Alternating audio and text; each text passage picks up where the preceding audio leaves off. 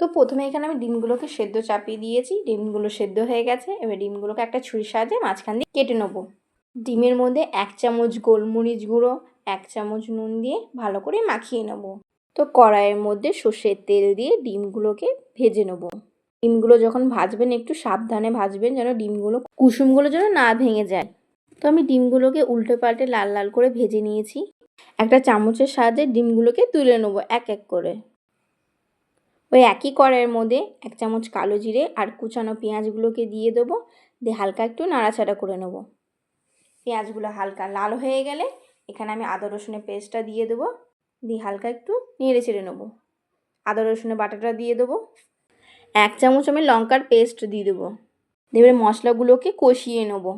জিরে গুঁড়ো, ধনে গুঁড়ো, গরম মশলা গুঁড়ো, একটু গোলমরিচ, নুন, হলুদ দিয়ে ভালো করে মশলাগুলোকে একটু কষিয়ে নেব।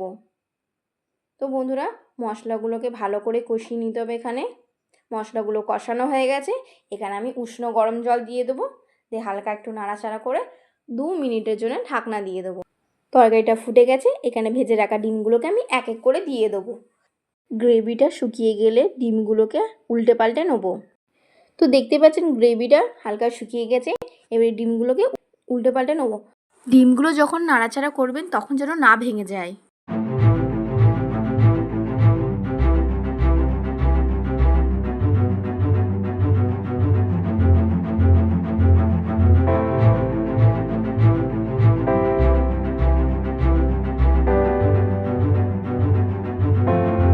তো রেডি হয়ে গেছে আমাদের মশলা ডিমের ভর্তা।